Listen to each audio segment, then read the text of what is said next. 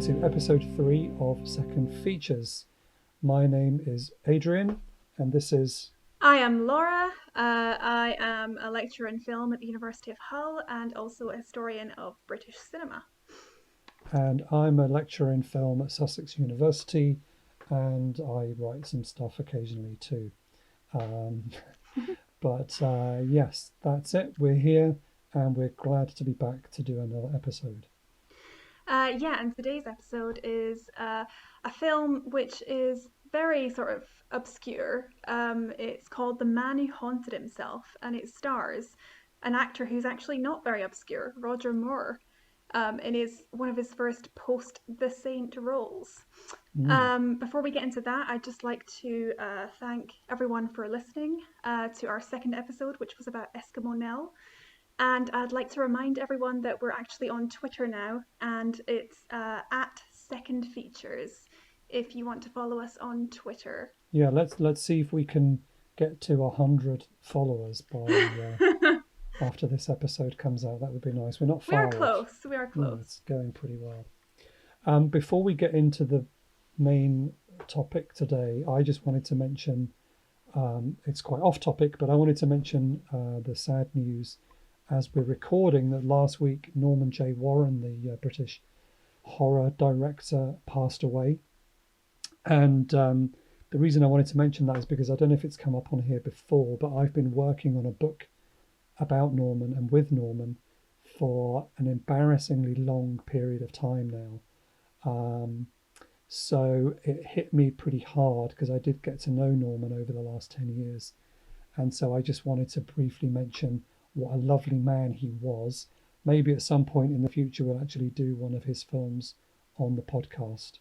You know, what a great guy Norman was, and he was a great director, but he was also just really nice. And everybody that has talked about him, who knew him, that's been talking about it over the last week, has all just said what a great man he was. Have you ever seen any of his films, Laura? Yeah, a couple, and it would be really good to do one of his films on the podcast. I really agree. I know I should never ask this question, but when is your book coming out? It's the question you're not supposed to ask. I mean, what's frustrating, and just shows how you should never put things off. All the text is finished, and we sent it all to the publisher, and I was putting it all together just as a PDF to send to Norman to show him that it was all done. And I was planning on emailing that to him the day when I woke up that morning and seeing all these messages I was getting from people saying, God. have you heard the news? Yeah. So that's really sad. But Norman had been getting regular updates, and he knew that we were coming close to finishing. I keep saying we because I've been working on this book with Adam Locks. So we've been really, it's been a labour of love for 10 years. Possibly and longer. You're near the finish line though, aren't you? Yeah, so it's with the publisher now, and we're just sorting out all the images. Yeah, it'll be nice for fans of his stuff to be able to read about him in detail and his work in detail. So. And it's mostly his own words. The book is an oral history book. So we've spoken to dozens of people that worked with Norman, and many hours of conversations with Norman himself. So they're this year, for definite. Okay. I've been saying that for 10 years, but this is the year when it's going to happen. Yeah, I know that feeling, Adrian.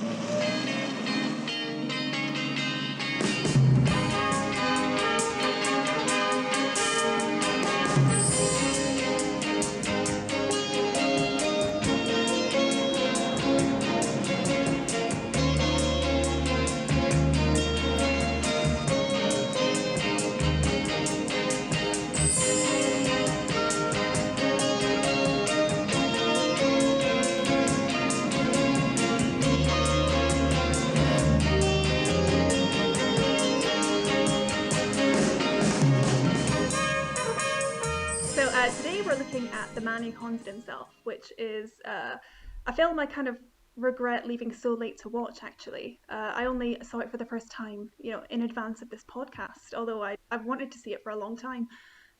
So the film stars Roger Moore as a business executive whose life kind of takes a turn for the interesting.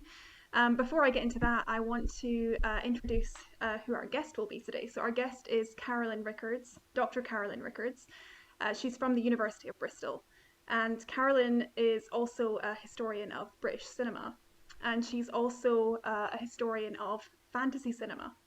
I met Carolyn when she was working on an academic project about colour in British cinema, and one of her case studies was The Man Who Haunted Himself. So she's written a bit about that for a book called Sixties British Cinema Reconsidered. So we'll be hearing from Caz later, and she'll will kind of hopefully have a chance to ask her about the sort of visual style of the film, which is very different from a lot of other films from this period in that it has an almost giallo-esque focus on color and light, which is kind of fascinating. Mm-hmm. So the film is about a business executive played by Moore, who is pretty successful in life. He's got a big house, a beautiful wife, a couple of kids. He's involved in a car crash, and he's taken to hospital. And we see as he's kind of being, brought, kind of saved from death by the doctors. On the heartbeat monitor, we suddenly see two heartbeats.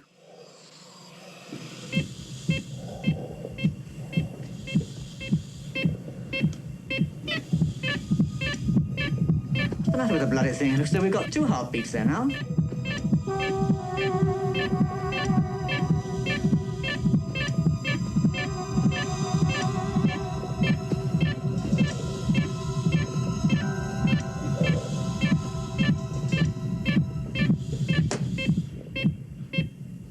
Oh, that's better. And then, of course, he gets well, he's released from hospital, but then he starts, there's a kind of uncanniness where he is basically kind of confronted with a situation where he thinks he has a double or someone pretending to be him. Or is it him? We're not really sure. And if he does have a double, then his double is quite different from the character he's playing at the start of the film. So it's really interesting that Roger Moore is playing really against type in this, but he's also playing to type. So our main protagonist is kind of quite, yeah, he's really mild mannered. He's not that confident. He has issues at home. He's definitely not someone who is interested in women. There's a woman who tries to come on to him that he knows that And his own wife. and his own wife as well. Yeah. His own wife is really upset with him because he's not kind of sexually interested in her. And we are used to seeing Roger Moore play a character who is essentially a womanizer in the Bond films. Yeah. So he's kind of really playing very, very against that type by, playing a nice guy who is very mild. It's no good, Eve. I don't want you to make love to me. You're a super girl, you know that, don't you? No, I'm not. I'm an average, grasping, married woman. What am I? You're an above-average, overworked young executive. Who doesn't make love to his wife very often? I didn't say that. I said it for you. Doesn't matter. Doesn't that I don't love you? No, I know. We're just used to each other, I suppose. Do you suppose this happens to lots of people? I expect so. But I don't care about other people. I only care about us. What's going to happen to us? What is, do you think? I don't know. I only hope that whatever it is, it doesn't last too long, that's all. Yeah, it's really interesting because if we'd have because we spend most of the film with him, like the original character. Yeah, the original and the double. The double is the one who's more like the Roger Moore that we love and are used to. But we hardly we ever... love and are used to. That's a bit damning with faint praise. Yeah, I suppose. But that other Roger Moore, we hardly see him at all. And I think that's going because if the film was told from the other perspective, it would be much more conventional, more. So it's really fascinating that we spend most of our time with a very different kind of Roger Moore than we're used to. Yeah, but You just whenever get we glimpses of that other guy. whenever we see the other guy, it's very clear which double he's playing. And this is kind of down to Roger Moore's acting ability. And this film was meant to be, in a sense, Roger Moore's first serious acting role after the saint, and it was kind of advertised that way in the press book as well. But actually, we do kind of get a sense of the range of Moore's performance, because when he's not really evil, the double. He's just a bit suave, isn't he? He's a bit suave and a bit sexy. But we can tell by his eyes, his face, the little eyebrow that goes up. The eyebrow thing. Well, that I'm doing is, it right now. Yeah.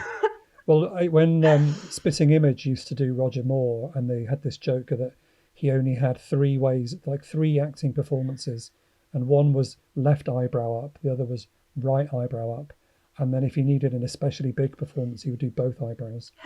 Both eyebrows up. Yeah, that was all you got out of Roger Moore. Taking it to the next level. Yeah, but here he's very different. Yeah, and when he's playing his sort of button down, ordinary, our main protagonist, just all the sexual energy sucked out of him. Like all of his suave, all of his nous is just gone. It's amazing how he's able to do that. Yeah, it's really, and the costume as well, the typical bowler hat, umbrella, pinstripe suit. He's playing the stereotype of the boring British businessman. Until later on in the film, when he's persuaded that he needs to give this up, and he puts on the most late 60s, early 70s suit you've ever seen. Is it the most late 60s suit you've ever seen? Most brightly coloured tie, but you can tell how uncomfortable he is wearing that, because he looks so out of character, which is really funny. Yeah.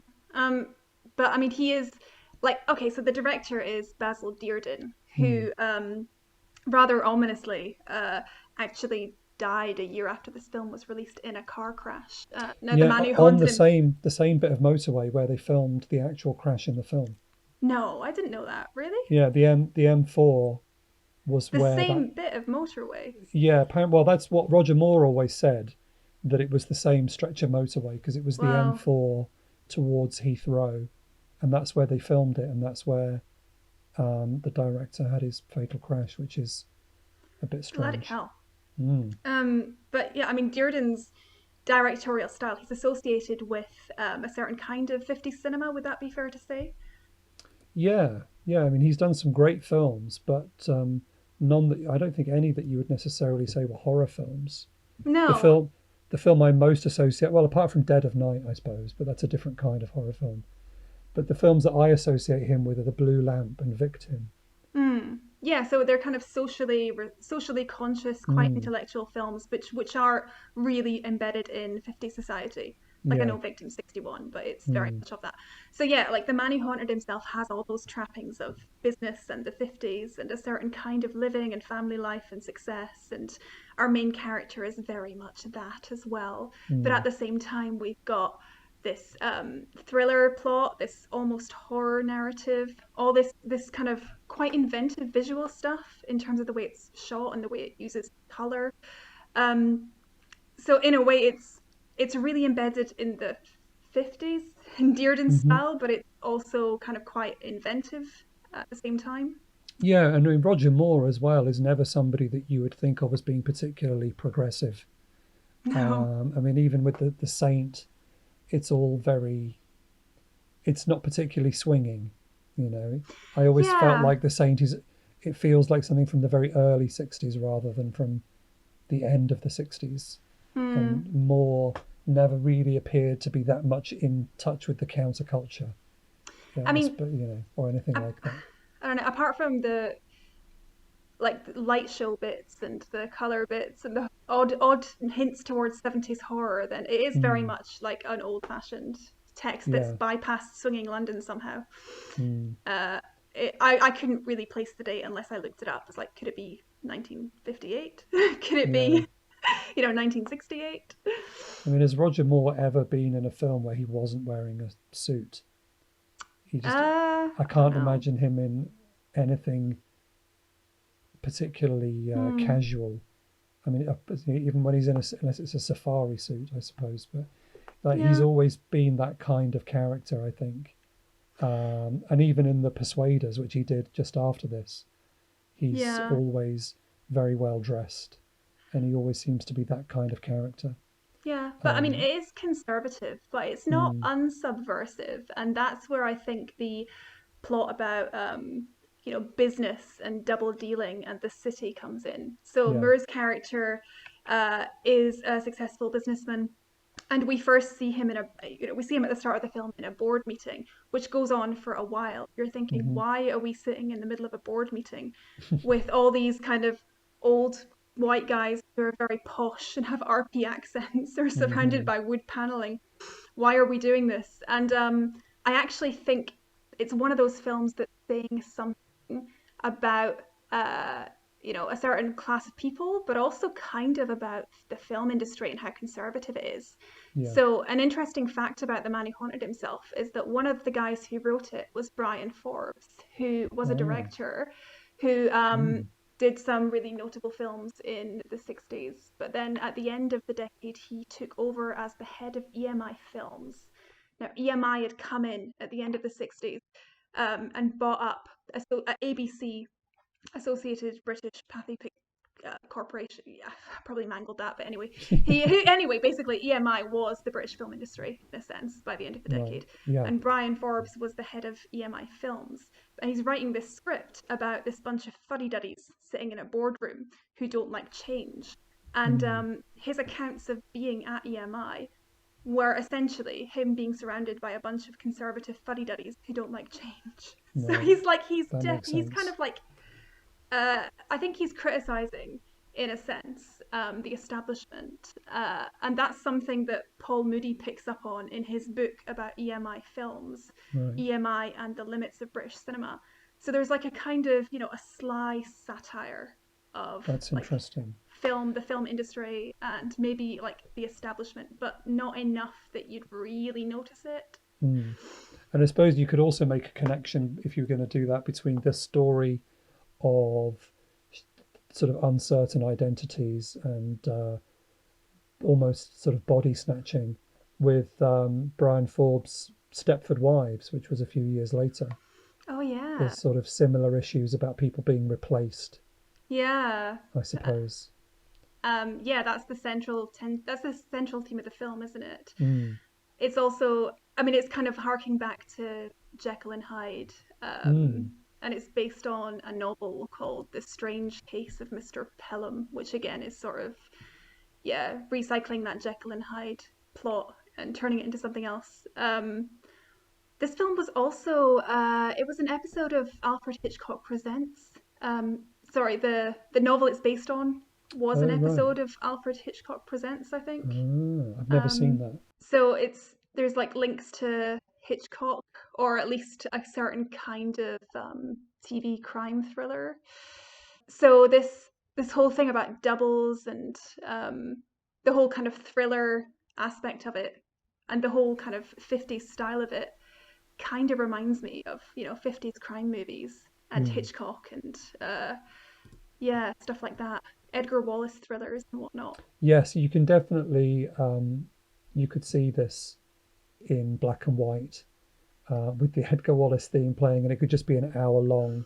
I also felt it felt a little bit sort of Twilight Zone as well. It's got that sort of, there's a slightly possibly science fiction edge to it because of all the sort of surgery sequences and things in the hospital.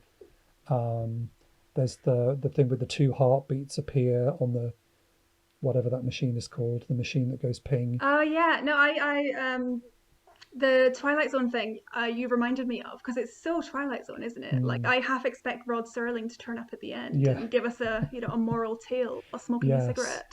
Yeah, Mr. Pelham is about to enter the Twilight Zone. But I thought, but what's interesting is the suggestion is given that these two characters exist before the accident, because the accident seems to occur because the second Mr. Pelham is already coming out. He's the one who unbuckles the seatbelt and floors it on the car, and we actually get a shot where the car crossfades with the sports car, which is the car that then the second Mr. Pelham is driving later in the film. So this split personality, although the kind of the plot suggests that this split occurred because of he died on the operating theatre and then he came back as two different people, but that second one is already there. So is Pelham, does he have the split personality already? And it needed the accident to bring him out. Yeah. I don't know. I thought that was quite interesting that the second character, the evil Pelham, was already taking over before the accident occurred. He's not evil though. He's just suave, I think. Well, I don't know. He's He is a bit pretty. evil. He is pretty, Uh, but he's a bit cagey, isn't he? He's a bit iffy. yeah, I mean the whole thing with this sort of double dealing with his business associates. He's got this whole. There's a takeover because they've got this product that they've invented that they're trying to keep secret, and they're involved in a takeover. And there's that whole side of it where he's in talks with I'm forgetting everybody's names, but he's in talks with somebody from the other company. Yeah, it's very like it's almost like 80s corporate. Like he's a double dealing businessman who's that's just kind of the way things work in the city, sort of thing. Yeah. And that's it. John Carson is the guy who plays the guy in the other company that he's been having talks with. I mean, I did check out a little bit of that subplot because it had to do with business. So yeah, so the evil, I'm going to call him evil, the evil Pelham has been negotiating a role for himself in the new company by leaking information about this new product that they've invented. Meanwhile, the good Pelham is trying to block the takeover because he thinks somebody must be leaking information. So he ends up causing an investigation into himself. So there has been a leak. Well, I don't know. I'm getting too old for this jungle. How could it happen, Pill? Come on, Charles. Espionage isn't all James Bond and Her Majesty's Secret Service. Industry goes in for it too, you know. They could be shooting at us right now from across the street. Infrared film, rifle mags. Pick up every word. Look, it's obvious that something's going on, though God knows I don't want to believe it. So we have to take decisions. It's inconceivable that there could have been a leak at board level. So where could it originate? It sounds a lot funnier than it plays out, I think. Yeah, it is. You just feel sorry for this poor guy who doesn't understand what's going on. And it's actually himself that's doing it, which is, I think he plays the confusion really well. I feel they could have made more of that, but I just enjoyed Moore's performance between good and evil Pelham so much. But I think I take your point about the car crash happening because there was already evil Pelham coming out. And clearly that's what we see at the start, isn't it? Like we've got that manic grin that Roger Moore's wearing as he's driving. And that also plays into the whole psychology thing. And again, this is like a classic TV thriller text from the late 50s, early 60s. Usually has a lot of plots involving the psyche, psychology, the self. It was just a really popular thing to deal with in thrillers like this. So we have like the secret evil Pelham who emerges from his personality, and then the good Pelham goes to see a psychiatrist who is every psychiatrist you've ever seen in a film or TV show in the 60s. He's mental, he's got askew glasses, and he's wearing a bow tie, his clothes are squint. And a terrible Scottish accent. Really terrible Scottish accent, yeah. I can be arbiter of that. Well, Mr. Pelham, we seem to be faced with several alternatives, do we not? First of all, there is the possibility, however unlikely, that there is an actual double dogging your footsteps. If that is the case, I can be of very little help to you. But could there be another explanation? There could. Have you ever heard of illusion de souci? Illusion of doubles. That's how the French psychiatrist Capra describes this clinical condition. Souci. French for double. How does it affect me?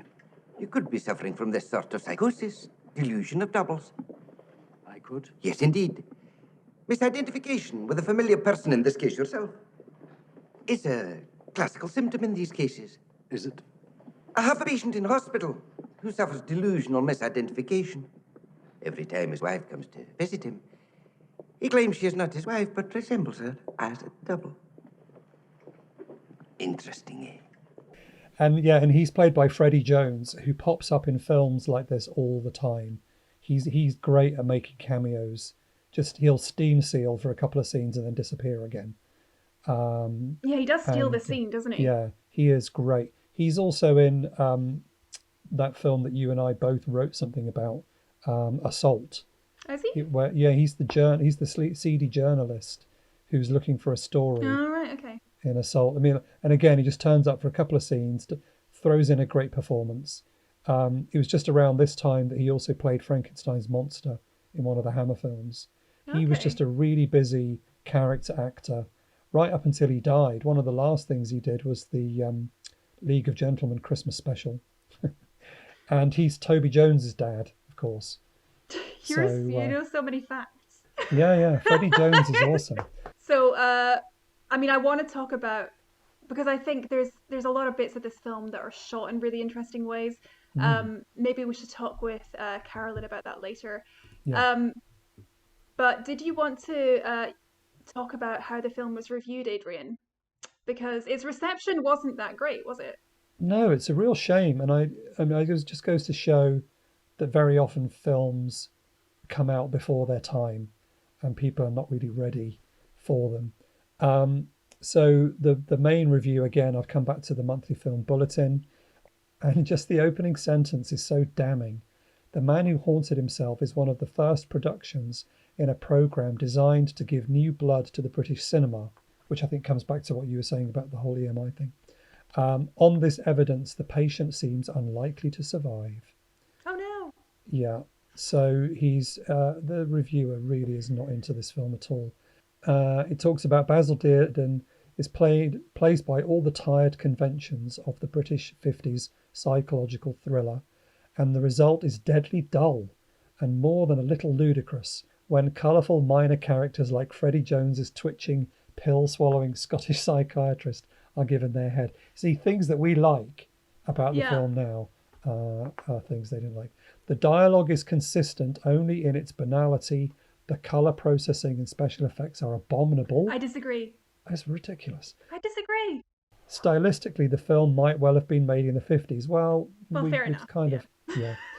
Since Dearden has not yet progressed beyond that tedious old scene-changing device of the visual hyphen. What on earth does visual hyphen mean? I don't even know what that's talking about. The visual hyphen. Yeah, I don't know. So, very damning. Don't trust MFB, especially not for anything that's vaguely fantasy. Well, this is it.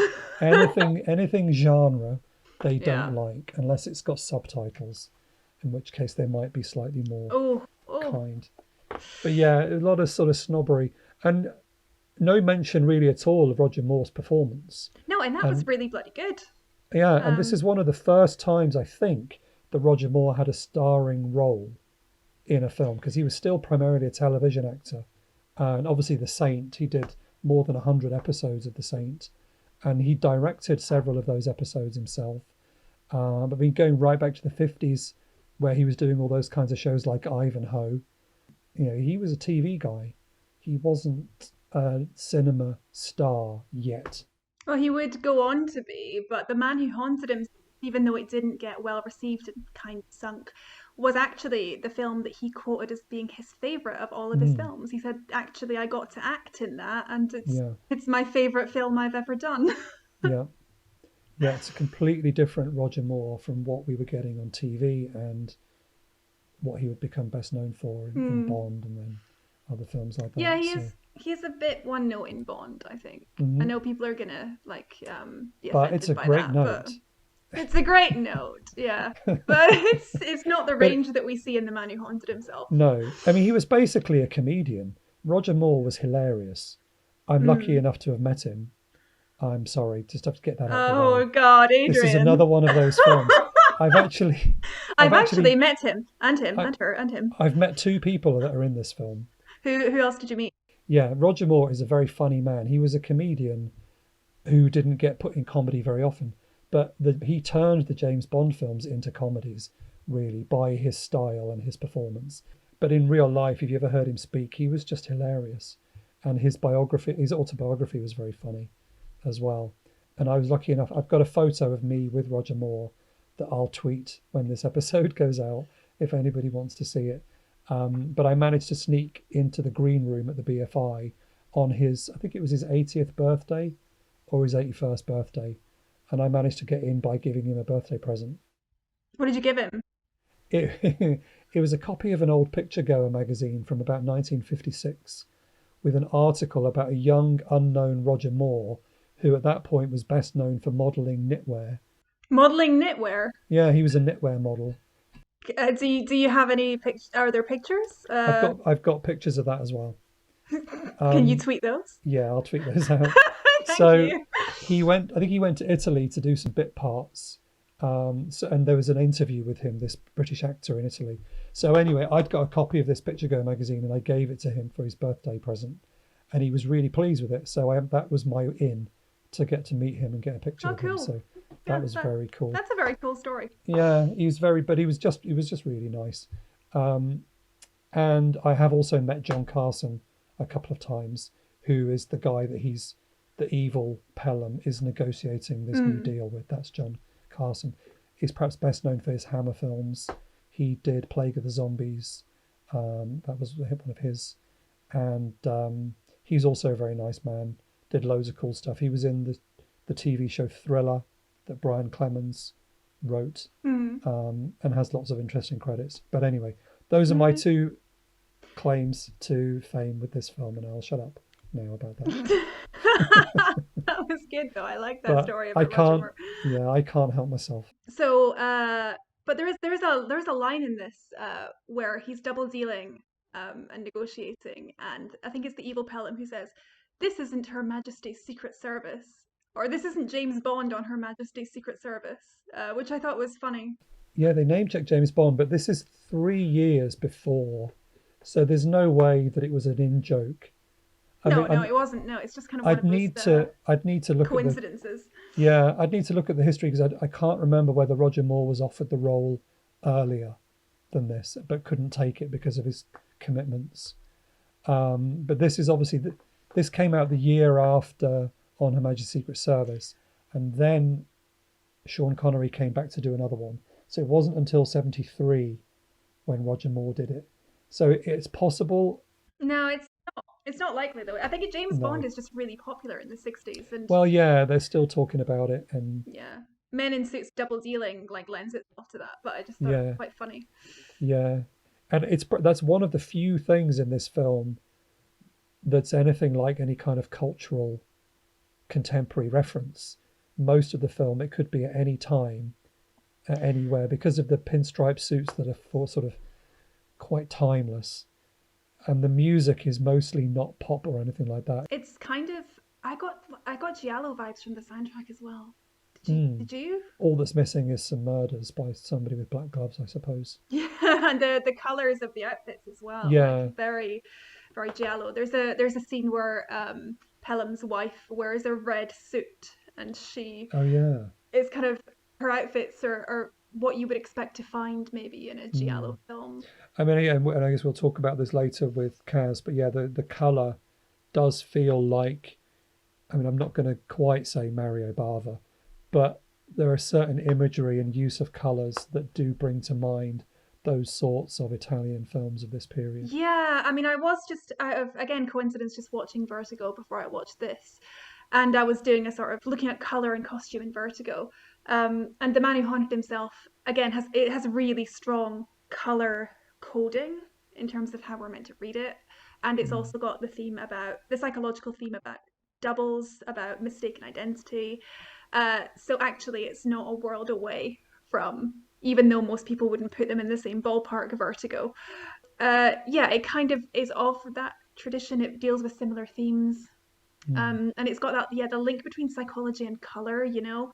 So when good Pelham, if you like, tries to cure himself on the advice of the psychiatrist by just switching it up a bit and having a bit of fun, putting on a different suit, he turns up to work in a pink, shiny paisley tie and a really sort of outsized light grey suit.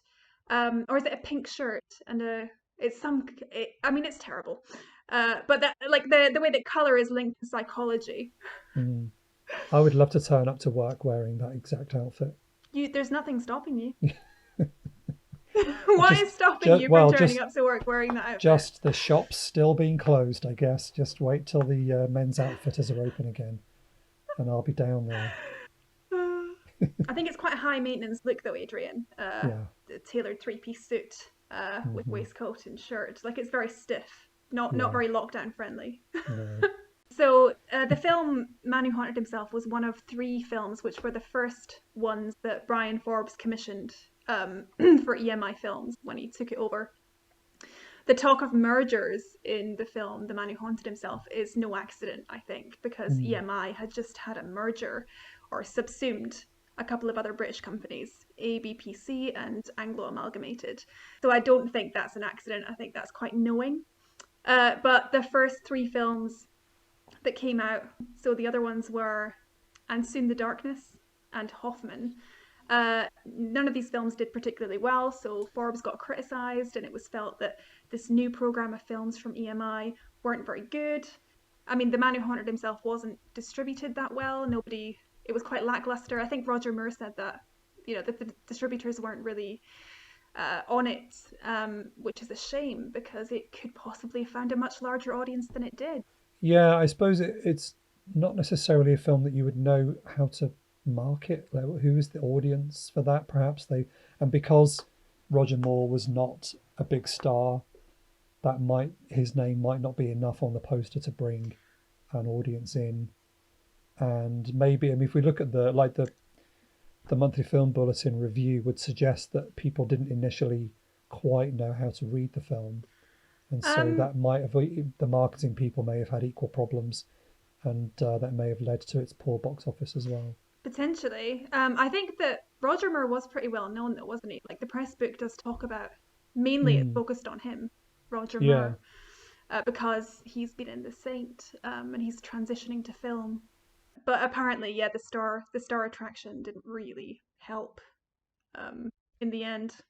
No, and I suppose you could look at some of the other films that Roger Moore made even after he was a star. If they weren't James Bond films, they didn't necessarily bring it. They were kind of relegated to B-movie status a bit more. Once Bond came in, he was kind of pretty much tied to that for the rest of his life. Yeah, no, it is a shame because, I mean, I think now the film has been much more recognised and reclaimed and written about. And obviously, as we're going to talk to Caz about that, it's been studied quite a lot, and it's had a nice Blu-ray restoration, which is really good. And Roger Moore has even done a commentary with Brian Forbes. Oh, I want to hear that commentary. I didn't get the Blu-ray. I watched it on Amazon, so I haven't got the commentary. No, I haven't listened to it yet either, but I would imagine it's very funny. Oh, I can't wait. I'm going to buy it.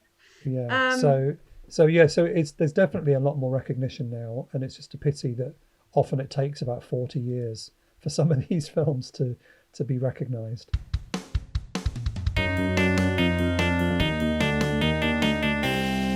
So today on the podcast, we have a special guest who has actually written about the use of colour in The Man Who Haunted Himself, Dr Carolyn Rickards. Although you prefer Caz, don't you? That's my Twitter bio name, yes. Yeah. Right, okay. Either's fine. Yeah. Okay. So Caz, you actually did your PhD on fantasy films, didn't you?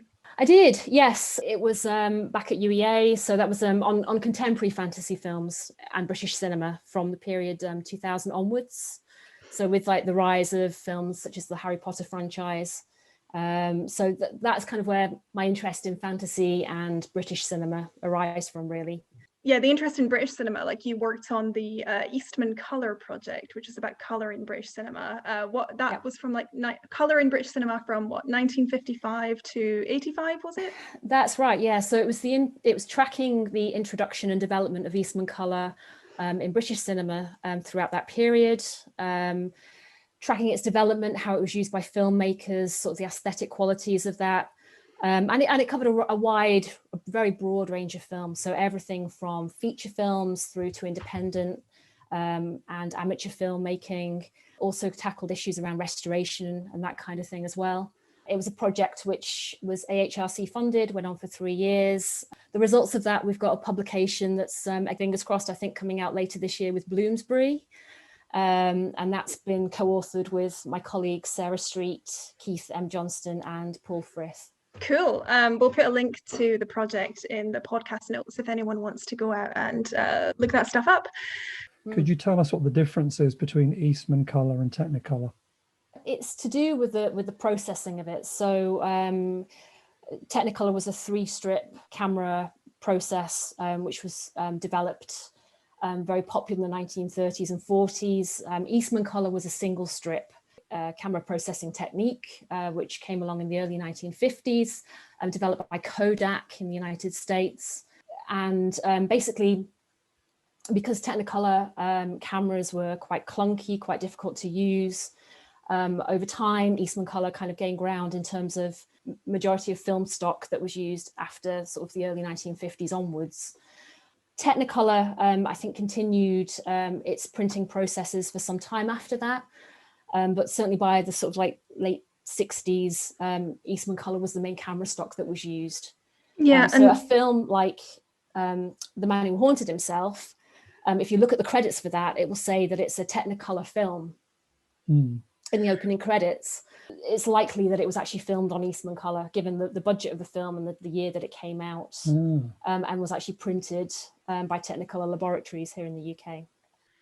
So the issue, like Eastman color films tend to degrade, don't they? So like Technicolor, those original Technicolor films filmed on those cameras with the 3 strips, like they still look pristine these days, don't they? Whereas Eastman color, you go back to old films in the archive and they're just pink, like they're all the color sort of degrades, doesn't it? Absolutely. I mean, that was one of the key I guess problems with the film stock, but that was kind of discovered over time, basically, that yes, it had this tendency to turn salmon pink, the pink tint, basically, as time went on, and become more perishable as a result. So yeah, the color quality is definitely different, not as vivid, not as bright. There's a different aesthetic quality between these two color processing techniques as well. Technicolor is known for its very lavish, garish, bright colors. Eastman color kind of more of a faded kind of aesthetic look, I guess you could say. But I should say really by the 1960s, certainly in terms of British cinema, and the sort of the move towards more kind of color processing, I think this was more and more a preferred look of many films by filmmakers that came out during that time as well. So was Eastman color as a production process, did that make it easier to go out on location? Did it need less lighting, for example, than a Technicolor? Yeah, absolutely. So the cameras were lighter. They're more transportable. So location filming, which again was becoming more, the move away from studio filming to more location filming during this time became a sort of a priority, and the Eastman color stock could be used in more lightweight cameras. So whether that's more sort of handheld cameras and that type of thing, it was just much more easier for filmmakers to go out and about and film. But The Man Who Haunted Himself, I mean, that's a lot of that. There's lots of location shots on that as well. And that's Eastman color. But when I watched the restoration, the color was still so vivid. Like I watched it on Prime, but Network have their kind of restored release of it. But the color was just so jarring. Like it seems to stand apart from other films from that period, like the late 60s, 1970. And it still looks so vivid, some of it as well. Yeah, absolutely. And I guess it's so unexpected in the film as well, because you have this long run in where there's, there's no indication that this is going to happen. I don't want to give away too many spoilers for people who haven't seen the film, but the last 10 minutes just go completely OTT. And yeah, the use of color is quite extraordinary. And you're right, it does actually hold up in terms of the vividness of it, the different colors, the blues, reds, yellows, greens that flash up on the screen. Well, it kind of reminded me of, even though people would consider them from very different categories of films that we rate, Vertigo, just in the way that it used color with psychology, like really vivid colors to symbolize different things, which I thought was kind of interesting. Absolutely. It sort of descends into this Hitchcockian nightmare, surrealist nightmare towards the end. And the color, as you said, is very similar to sort of the colors that Hitchcock would have used in a film like Vertigo. I guess this really comes across in the critical response to the film at the time. As I said, it was slammed by a lot of critics. There's a comment from Stanley Price in the Observer newspaper who says that the film is more like 1940s Pinewood than it is 1970s Elstree. And it's making a reference back to this, studio era of films such as Powell and Pressburger and so on, where very vivid color is used, and that would have been the Technicolor days as well. And it does hark back to that in many ways. Which I think is a good thing. I wouldn't have used that as a criticism personally. Yeah, I think it's a really good thing. That's an awesome thing. I know. And it's interesting how that sort of critical canon changes, isn't it? Right? Because, back when the film came out in the early 70s, I don't think Powell and Pressburger were considered in the same kind of way that they are today, that they still hadn't gone through that revisionist critique of their films and their filmmaking. So anything that looked backwards, I think was considered to be old-fashioned, staid, derivative, not cutting edge or trying to go forward. Yeah, that came across in the reviews I read as well. Like, oh, it feels like the 50s. It's really old-fashioned, and Basil Dearden is associated with I guess a kind of late 50s, early 60s kind of film. Yeah, so it does kind of feel a bit maybe 10 years late when you watch the film, in terms of its themes and what it's dealing with a little bit, maybe. Absolutely. I think it definitely suffered from unfortunate timing in terms of its release. If the film had come out 10, 15 years earlier, I think it would have had a very different critical reaction to it. And as you said, the color that's used in the film, I mean, the film was lambasted for, its special effects as well, its visual effects. So it was considered to be a dodgy camera work, especially in the opening sequence with the car accident happens. I love that. I love the camera work in that sequence.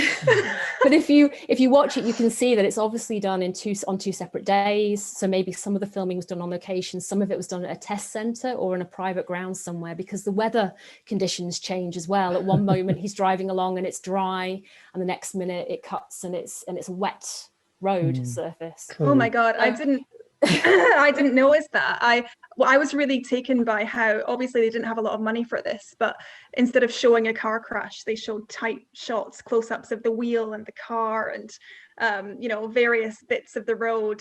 And I thought it actually worked really well. It was quite chaotic. So I didn't notice the whole continuity thing. And I suppose there's also, in the driving scenes, there's some rear projection as well, which would add to that sort of 50s studio feel of the whole thing as well. But obviously with the fact that now this film is 50 years old means that when I watch it, I don't think, oh, well, that looks old-fashioned. Why were they doing rear projection? It all just feels like it's part of that type of film anyway. But maybe by 1970, when they'd started to see films like The French Connection and Bullet and stuff, I guess Roger Moore driving whatever that car was in a studio just seems a bit old hat. Yeah. Even the car is old. I think it's like a Rover or something. But I think that is interesting again, because it's meant to signify him as having old-fashioned values. Yeah, he's a man from a different era. He's the respectable businessman with a loving wife and family. He drives a sensible brown Rover. His alter ego drives that blue silvery sports car. The overcompensating car. Yeah. Exactly. Yeah. So the color is used in that way, in just in that sense, in the costume and the production design, I think, to kind of align Harold Pelham, Roger Moore's character, to more of an old-fashioned, different era, basically, which is part of the themes that are explored in the film. Yeah, so I mean, that's the good Pelham. Adrian's calling him the evil Pelham, but I like him. The evil Pelham is not old-fashioned, is he? He's more of an up-and-coming corporate negotiator type person. He's quite savvy. He's like you talked in your chapter on this, Caz, about the social climber, like these films in the 60s about kind of men who were on the make, in a sense. Like, is Roger Moore's evil Pelham a man who is on the make? Yes, I think that's the short answer. Yeah, Andrew Spicer has written quite a lot about this, about sort of masculine identity in the 1960s, and how there's a real set of films, basically, sort of bookended from films like Room at the Top, all the way through to the late 60s, early 70s, with films like The Reckoning, and The Man Who Haunted Himself could be fitted within that.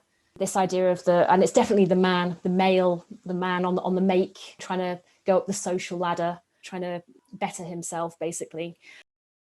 how that changes. I write about this a little bit in the chapter for the 60s edited book, when I compare The Man Who Haunted Himself with Nothing But the Best, which I think I'm right in saying is the first colour film from the 60s in British cinema, which deals with those themes, right. Specifically. And yeah, and how that character changes basically by the late 60s. He's become much more of a destructive archetype basically, and I think that The Man Who Haunted Himself, definitely with the two Pelhams situation going on, brings that out rather nicely. And he does win in the end though. The evil Pelham's not punished. Like, he gets away with it, doesn't he? Well, I think my feeling is that's left a bit of a question mark actually. Having watched the film a couple of times, I'm still not quite sure. It feels like the film has a real circular narrative. It builds on repetition and circularity. Yeah. So by the end, I think you're left with a bit of a, is he not the same man? Because you have the sort of the repeat of the double heartbeat that kind of comes in again towards the final moment of the film, basically. I don't want to give away the ending for anyone who hasn't watched it, but there is a kind of callback and a kind of ambiguity about it, I think. But yeah, the evil Pelham just effectively outsmarts the good one. And we were talking about, me and Adrian, before you came on, how amazing Roger Moore is at being totally and utterly boring and like unsexual in every way as good Pelham, and then as evil Pelham you see the eyebrow and he's like, oh yes, hello. Yeah, I'm back basically. Yeah, absolutely. I'm sure you've discussed this, that this was before Roger Moore's stint as James Bond, after his role in The Saint. Yeah, it's a nod towards where he's going to go in the future, isn't it, really? And where he sticks with that character almost in his subsequent work, doesn't he, as Bond? He does, yes. And with this film, it's interesting to imagine what would have happened if he hadn't have become Bond, if this was the start of his film career as an interesting leading man and character actor, and whether his career would have enabled him to do a lot more, a wider variety of roles. I mean, once he did Bond, that was basically it. He was just playing variations of that for the rest of time. I know. But maybe this film, if it had been a success and he hadn't have done Bond, he could have done some really good stuff.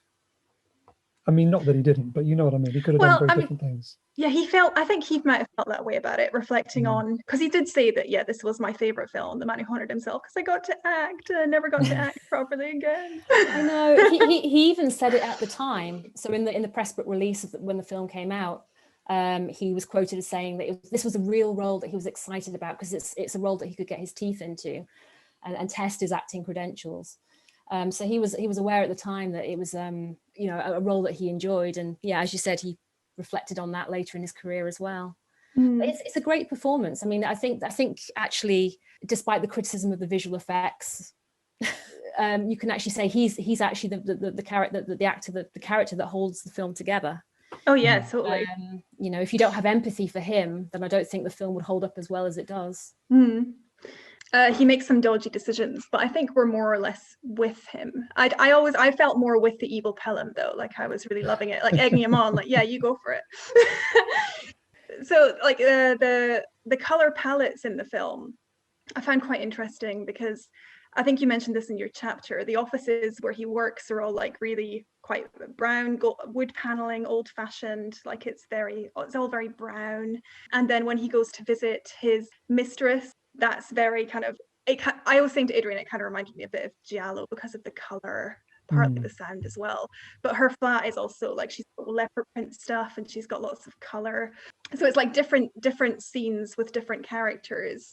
Both kind of almost reflect his state of mind, but also the world he lives in. Like, business is brown, and then we've got him kind of going off and having dates and things, and that's more kind of luscious and kind of plush fabrics and plush colors. So it kind of plays around with that a little bit. Yeah, absolutely. And again, I think this comes back to the more old-fashioned use of color, if you want to call it that. So the idea that excessive color is exotic, it's glamorous, but it's also got a hint of being, sort of destructive, potentially, certainly unrespectable, which is the polar opposite of what Pelham's character is supposed to be. And that builds into the narrative as the film goes on. I just said anything that's connected with the evil Pelham, so to speak, is more brash, more colourful, more garish. But it's a critique of that. I think the film really kind of tries to suggest that those traits are not good. Basically, they're not as desirable as they seem, and actually that they have a destructive quality to them.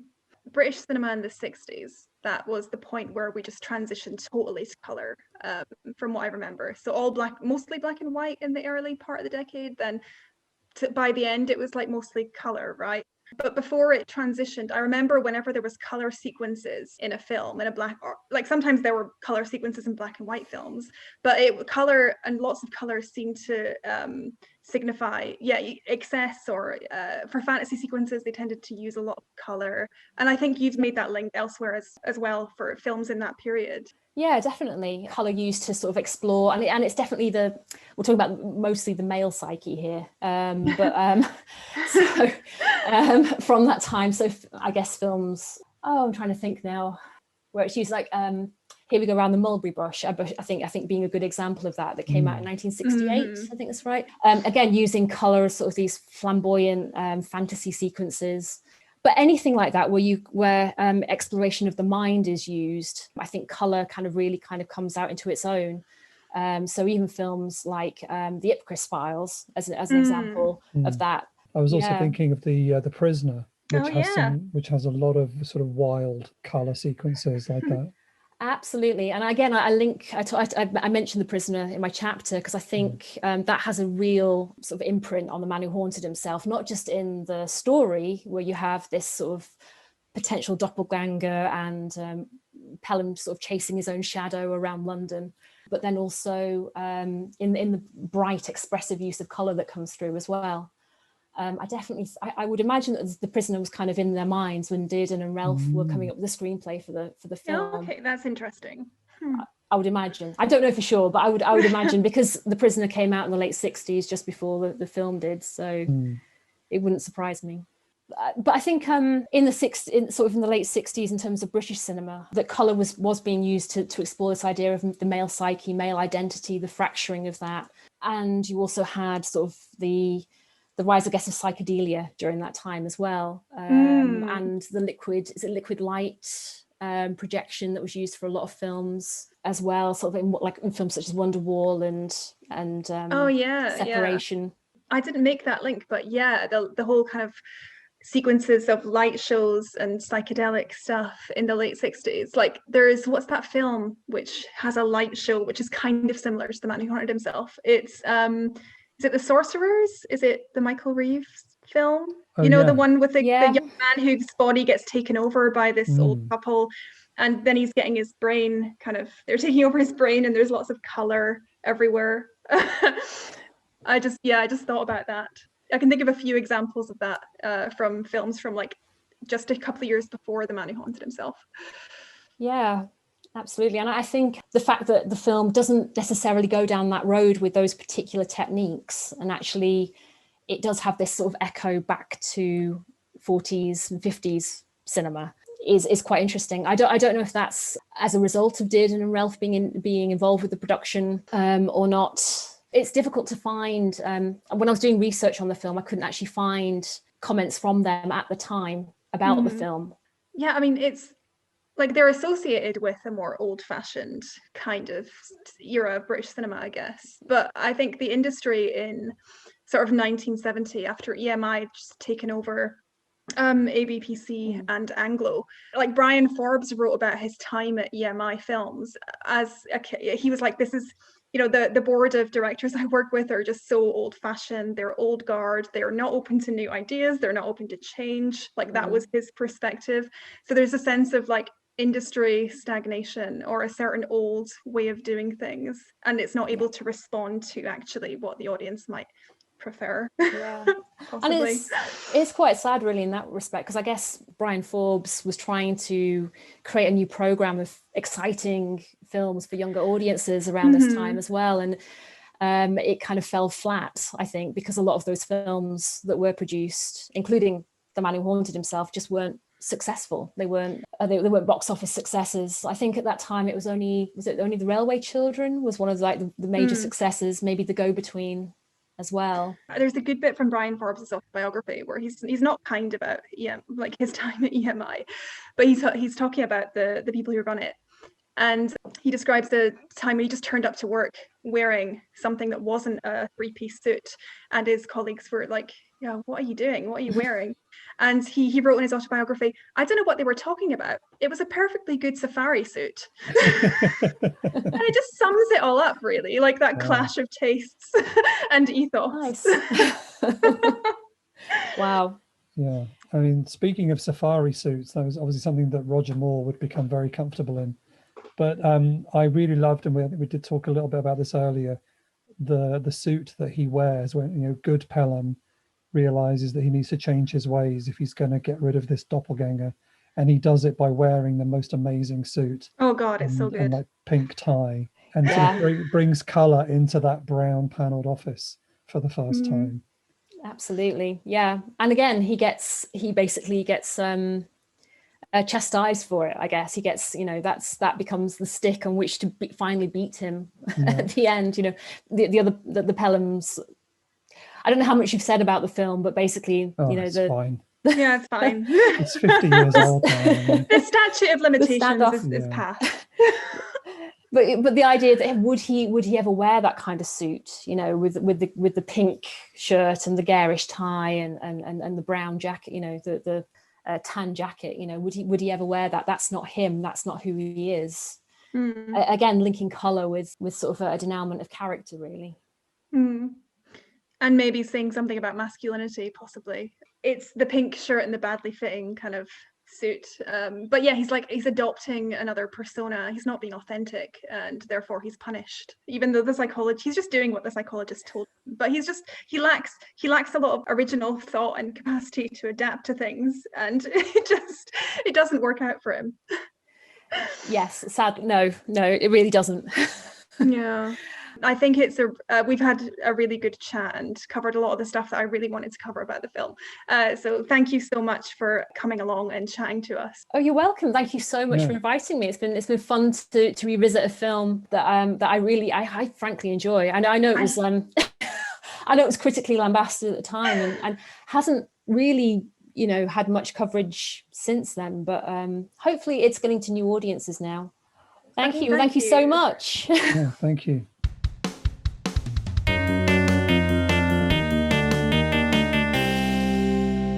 Okay, before we get to the end of the episode, I wanted to mention some feedback and some comments that we've received from our last episode. We actually got some from your friend and mine, Katie Manning, who so we talked about Katie Manning in the last episode, and she got word of this through friends of listeners and actually got a message back. So a friend of the podcast asked Katie Manning if she'd be interested in coming on to talk to us about Eskimo Nell. So this is her reply. She said, "I'm really sorry. Please apologise to our chums." So that's us. "But I really have so little recall of Eskimo Nell. I was only involved for a couple of days at most. Anna Quayle, Christopher Timothy and Christopher Biggins were only involved for a very few days. We all used to hang out in Macready's late night. I was at the Apollo at the time. And we were doing the old help a mate thing. So very sorry. I really can't help in any way." She says, you've got the quote here. She's not actually seen it either. No. Eskimo Nell. She doesn't remember seeing the whole thing, but she's sure it was bonkers. It was bonkers, yeah. I met Katie Manning. Do you want to hear my Katie Manning story? Yes. Well, I mean, I don't have a full story. I just wanted to do I know a person thing. But I did meet her at a Doctor Who convention once, because I used to go to a fair few of these. So whenever a Doctor Who actor comes up in one of these films, generally I will have met them if they're still around. Yeah. But she's cool. Like, she's really friendly and Yeah. chatty and lovely. It's funny that she doesn't really have much memory of it, but I suppose it was a very busy time for most Yeah. of these people. They were, like she says, she was doing theatre and probably television and did all sorts of stuff. It would So have been a few days shooting, like, 50 years yeah, ago, so I'm not surprised she doesn't yeah, remember it. no, it's fair enough. But her scenes are very funny, especially when she's doing the film sequences with Christopher Biggins. And Yeah, she's good value. yeah. We also received an email from Darren Evanson, again, who contacted us after our first episode. So he was pleased to hear his email discussed. If you would also like to hear your emails discussed, then please do write to us. He also is going to have another look at Eskimo Nell. He says, the British sex comedy has been on my viewing radar for many years, and I agree that Carry On Emmanuel is probably the worst of its ilk. It is pretty terrible, although there are definitely worse British sex comedies than that one. And he's also suggested that maybe we could talk about Italian low-budget sci-fi in future episodes. And he mentioned Star Crash and The Humanoid as potential offerings. But no, don't worry, Laura. If you're not that keen, that's fine. I've already written about Humanoid on my blog anyway. And Star Crash is another film that I'll just start name dropping about people I know from that movie. So it's probably best that we don't do it. But anyway, thank you, Darren, for getting in touch. If you would also like your emails to be talked about, please do get in touch with us on secondfeaturespod@gmail.com or tweet us at secondfeatures. You could also go and check us out on YouTube and leave us a comment over there. Well, that is, I think, all from us for this podcast. Stay tuned and we'll announce what the subject of the next podcast will be. I hope you all enjoyed listening, and I hope you all enjoyed the discussion about Man Who Haunted Himself. If you want to see it, I think you can get it on Prime. That's where I watched it. But also Network have a Blu-ray release, which also has the commentary by Brian Forbes and Roger Moore. So yeah, I think that's still available on their website. So there are ways that you can watch this. Yeah, but I think we both really recommend the film. I think it's fair to say. Yeah, absolutely. People should watch it. If you like Roger Moore at all, then watch it. Yeah. Okay. And I think that's probably it. Smooth. Bye for now. Bye-bye. We're so good at endings.